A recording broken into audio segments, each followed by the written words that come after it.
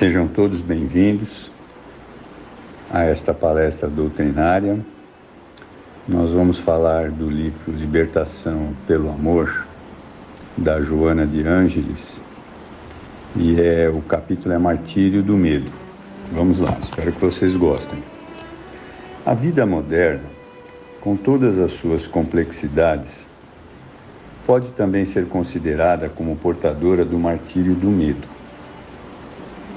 O ser humano, embora aquinhoado pelos valiosos contributos da ciência e da tecnologia, conquistando cada vez mais espaço e penetrando mais fundo no milagre das micropartículas, ao invés de apresentar um coeficiente superior de harmonia e de felicidade, padece conjunturas impalpáveis no mundo íntimo que se expressam ou se escamoteiam em formas de medo.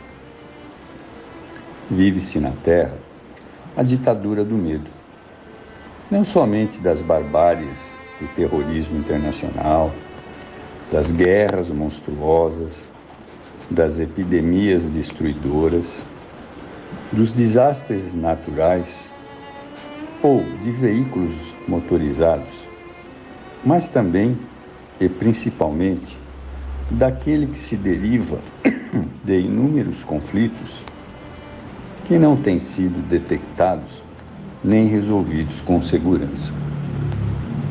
O medo, no entanto, é um fenômeno normal na vida quando se está diante do desconhecido ou na expectativa de algum resultado, como fruto da insegurança emocional.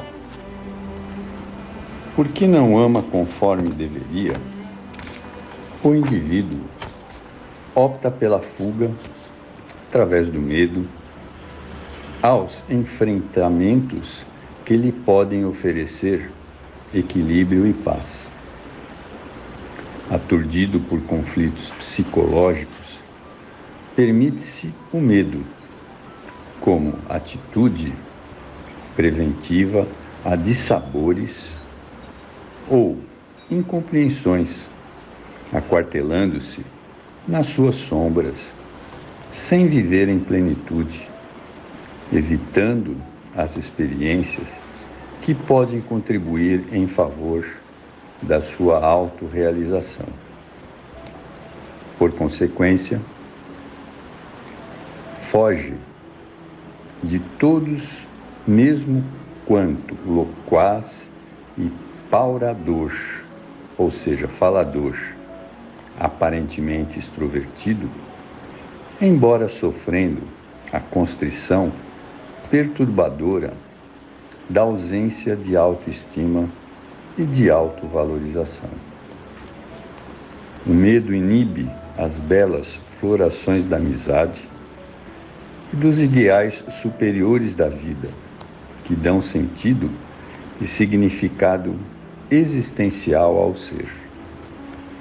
Tem-se medo de amar, acreditando-se na possibilidade da traição ou do abandono, de interesses escusos ou de apenas necessidade de companhia, elegendo-se a solidão ou o acompanhamento de pessoas descartáveis, com as quais não se firmam laços de real afeição.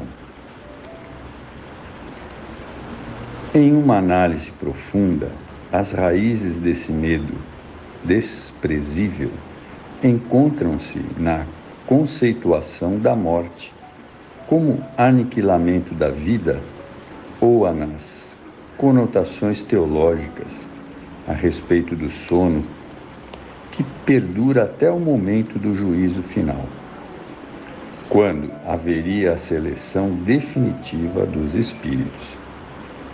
Decorre disto o pavor da morte, que se amplia em outras formas de receio, dominando multidões aterrorizadas e infelizes.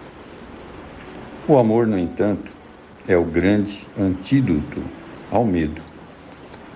Quando se aprende a amar, naturalmente, desabrocha a confiança A alegria da convivência faz-se natural, ampliando os sentimentos de lídima, ou seja, legítima, afeição, que se esbatem às sombras das dúvidas, dos receios injustificados, dos medos que se tornam muitas vezes patológicos. Elegendo-se o medo, a vida perde o sentido e o indivíduo emurchece pela falta de espontaneidade para viver e realizar-se. Posterga, nesse caso, as realizações que podem ser enriquecedoras, ou seja, as experiências que nós precisamos tanto, aqui no mundo de provas e expiações, sempre sob o estigma do medo do fracasso, como se toda atividade tivesse necessariamente de ser coroada de imediato êxito nas suas primeiras tentativas de realização.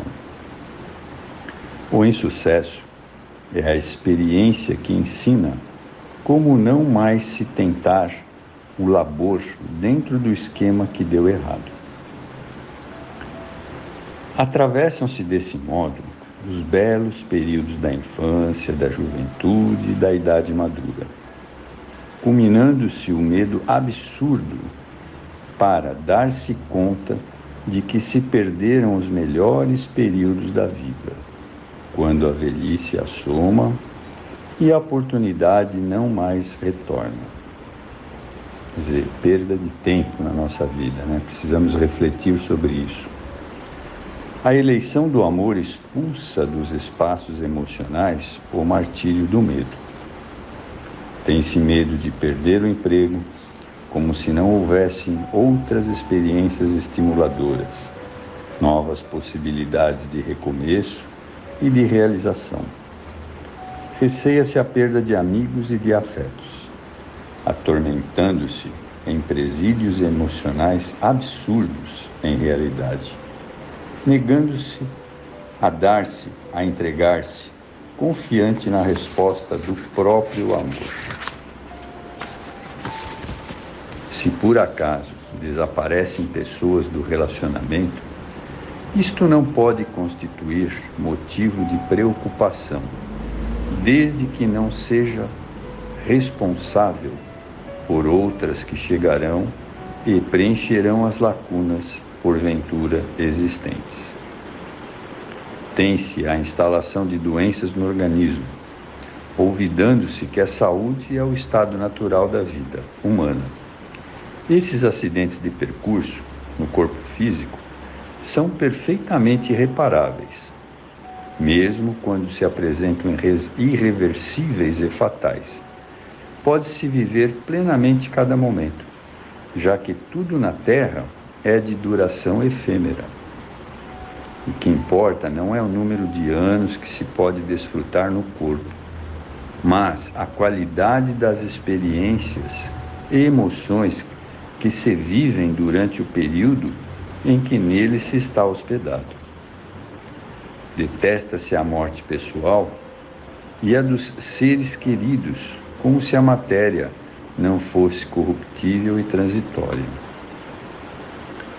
Sob outros aspectos, a morte constitui uma verdadeira bênção, por facultar a libertação de um sofrimento macerador, por ampliar os horizontes da imortalidade, por proporcionar recordações inolvidáveis e pelo fato de ensejar futuros reencontros aureolados de paz e de perenidade.